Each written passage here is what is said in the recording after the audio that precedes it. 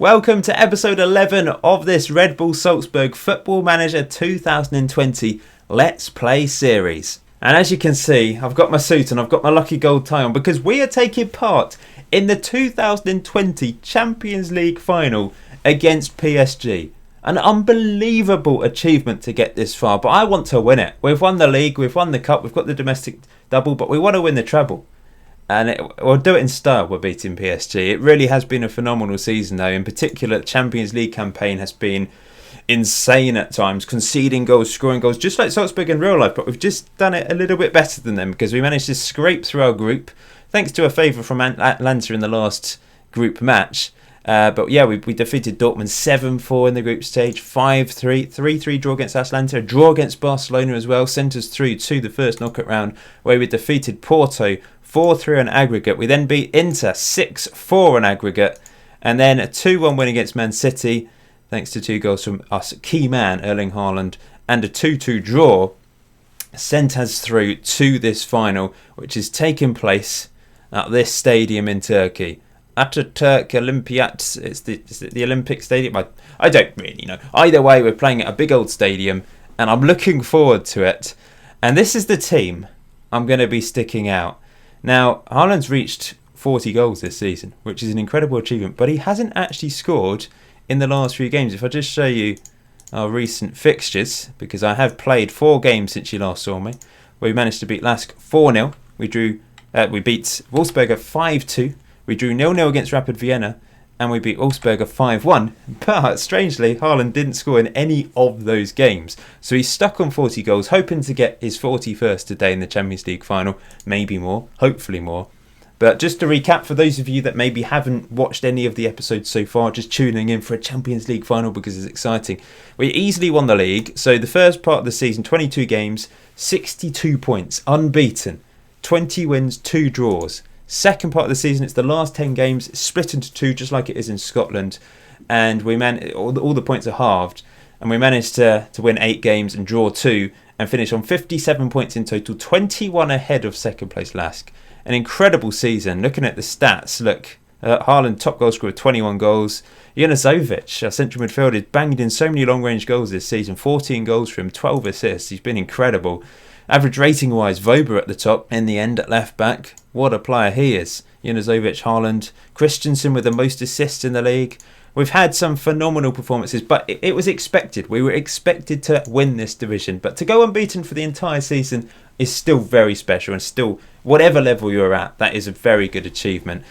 We've also won the Austrian Cup as well, beating Austria Vienna 3-1 in the final. But today is all about this Champions League final. And I digressed a bit there, but this is the team that I am sticking out. So Minamino and Hechan as the pressing forwards. I've changed Hechan to be in the support role because it worked well against Man City, so we're going to go with that. I'll just quickly show you the players for those of you that haven't seen them before. I did introduce them in episode 1, but some of you won't have actually seen the players for a while. So here we go. Some players have improved over that time. Dominic picked up a bad injury but has continued to improve. He's a young Hungarian. We had a bid from Man City for him in January, which I rejected. It was 9 million, which is fair amount for Salzburg, but we've got to the Champions League final. I mean, we're obviously a big team. I'm not going to sell one of the brightest young talents in Europe for £9 million. It's just ridiculous. So yeah, I really like Vober on the left, at left back. He's a really good player. Just gets up and down all day long. Stankovic in goal has been solid as well. I think he's been capped. I don't think he had a cap at the start. Might be wrong. On the bench, our backup is Carlinios for the Champions League.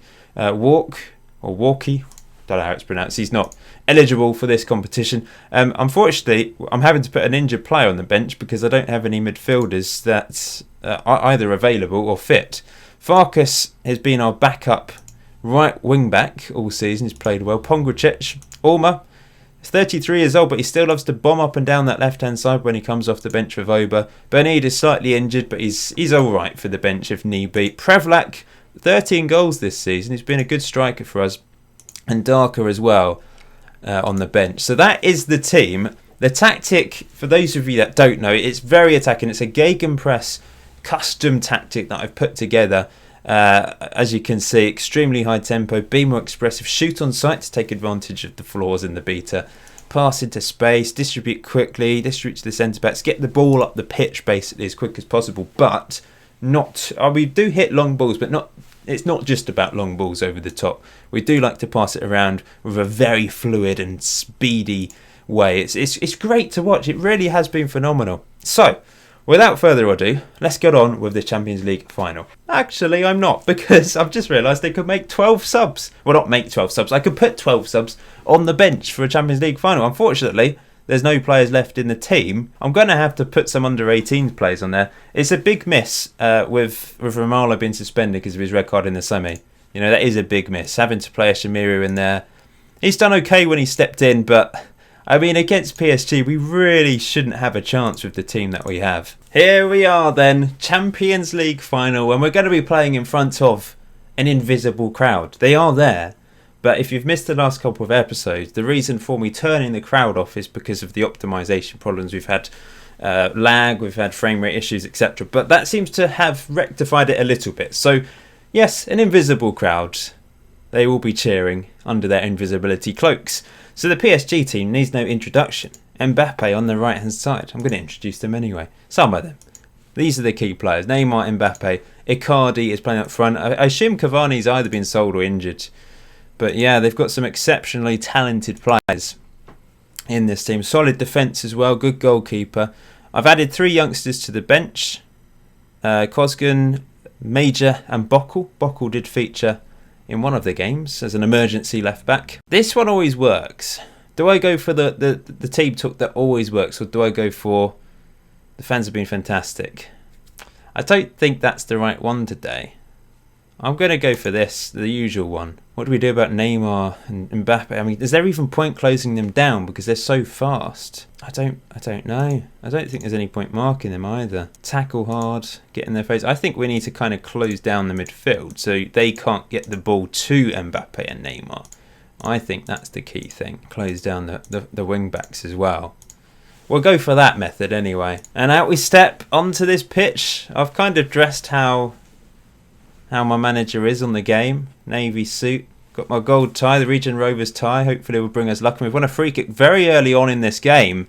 And we've gone 1-0 up. I think it's disallowed. Ongweni, offside.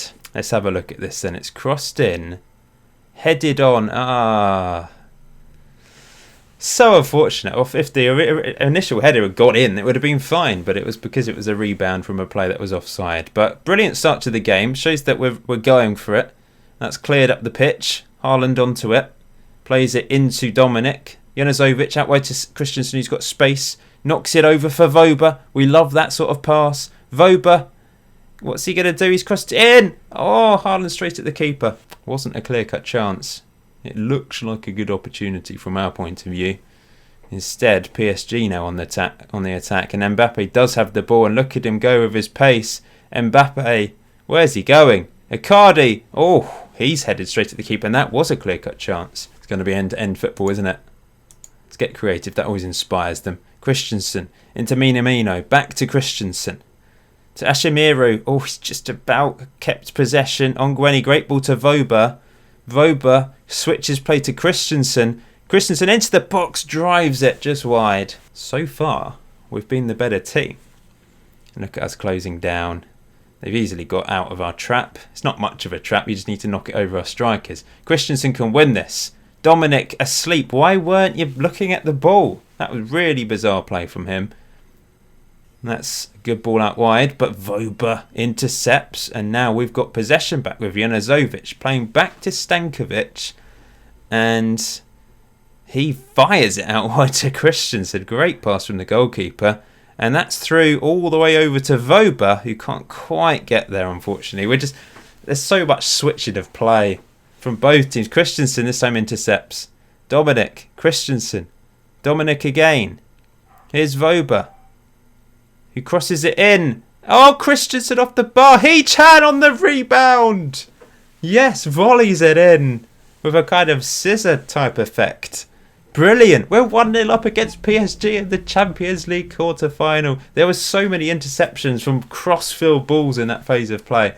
But this time, Christensen beats the left back, and Hee-chan volleys the rebound in. Incredible scenes. I would say the crowd go wild, but we can't see them. I assume they're going wild. Look at this. 19 shots to their 3. It's not just about shots, but we've had more shots on target. Pretty much 50-50 possession, and we're 1-0 up against PSG at half-time. This is sensational. Keep it up, lads. I'm going to drop Minamino back to being a deep line forward, but I'm not going to tweak the tactics yet. As we get closer to the full-time whistle, I'll probably bottle it and change things and go defensive, etc. Because it did work against Man City. When I changed it to defensive in the last few minutes, it just whizzed through to the final whistle. So I'll probably do the same if we're in the same situation with a few minutes to go. But there's a long way to go. We've played really well so far. But here's Mbappe round the back, and it's saved. And it's in on the rebound, the second rebound from Icardi. They've got straight back into this. They've flown out the traps at half-time in the second half and equalised. 57 minutes on the clock. PSG in possession. Christensen can't reach that one. Here's Neymar into the box. Straight at Stankovic. And now we're going to play out from the back ourselves. Ongwene collects the ball into Ashimiru. That's poor, but Vauci should pick up the pieces. Back to Ashimiru. Here's another go. This time goes long to Hee-chan to run onto. Hee-chan. He's got Haaland in the middle. Hee-chan keeps going. I think we've possibly won a penalty, or it might be a dive, because it did look like he sort of bundled over. This might be one of those instances where it's a dive. Let's see. What's he going to say? It's a penalty. It wasn't a dive. Sorry, Hee-chan, for doubting you. Now Haaland has the opportunity to score from the penalty spot again. And up he steps. And he smashes it in. We're 2-1 up with half an hour to go. This lad is insane. He scored quite a few from the spot this season. But to do that, at his age, you know, he's got so much confidence. He's just smashing them in or slotting them right in the corner. Excellent stuff. Well, I want to continue to attack to try and get another. Here's Ongwene to Ashimiru. Out wide to Voba. We have stunned PSG here, haven't we? Junuzovic. Back to Vauci. Over for Hee-chan to run onto. Hee-chan. Oh, why didn't he cross it in? Why are players not crossing in? Here's Dominic. Oh, it's over the line from Haaland, finally. 3-1. Unbelievable scenes. Unbelievable. I don't understand how we're doing this. I just don't understand. I'm going to change for Christensen. He is absolutely knackered. He's had a cracking game. Farkas will come on as a support. We'll time waste a bit. Just tone things down a little bit. I know there's a long way to go. I'm still leaving it on attacking. Just tweaking the tactics a little bit to try and reduce the chances of being, I guess, hit on the break or losing the ball, etc. But this was a bit of a goal-mouth scramble. It was a great save, but Navas couldn't hold on to it when it came back down to him. And Haaland, it just trickled over the line. And he's on a hat-trick in the Champions League final. But we've got to highlight straight away, which isn't always a good sign. Here come PSG with Mbappe to Munia. Back to Mbappe. Oh, good interception by the sub Farkas. Here's Dominic. Knocking it long for Hee-chan. We just keep knocking it over their defence. Hee-chan to Haaland. He's got a hat-trick. This is unbelievable. Oh, the Norwegian wonder kid has absolutely romped this Champions League this season. How are we doing this? How are we doing this? Erling Haaland with a hat-trick in the Champions League final against PSG. We are 4-1 up. I just don't understand. I just don't understand. Here's Minamino. We're just hitting them on the break now, aren't we? Minamino. Oh, we are just swamping them. Minamino. I don't know why he's gone for a shot there. Ulmer's coming on for Vobers on a yellow and he's tired. There's no point risking him. In fact, we need to change him to a support role. There we go. Intercepted by Farkas there. It's out wide to Mbappe, who plays it further out wide to Munia. And he crosses it in, but it's comfortable for Stankovic. I really hope this game doesn't crash. That would be awful. Minamino out wide to Farkas. Still getting forward, because we've still got it on attacking, haven't we? Here's Ulmer into Hee-chan. Loses the ball, which is a shame, and that's cleared. Farkas misses to tackle Neymar. Running at our back line, 1-on-1. Saved. Rebound maybe. Keeps going. It's cleared by Ashimiru. Headed on. Neymar again. And it's wide. Right, we're going to cautious. We're going to hit them on the break properly every single time now. Here come PSG over the halfway line. Where's our defence? I really don't know. Neymar's through. Neymar tries to chip Stankovic. One more sub to make. No, I'll just do that for the time being. We'll save the sub for right at the death just to waste even more time. We're 3 goals up though. Come on, lads. Let's not throw... Even we, with our shaky defence at the end of games sometimes, surely we won't throw this away. Oh, intercepted by Junuzovic. And he's through. And he's put it wide. 1-on-1. He had 2 players beside him as well. On another day, we could have scored 6. We've only had 2 clear-cut chances. But 30 shots. Only 9 on target, which is actually the same as them. But still, it really is incredible.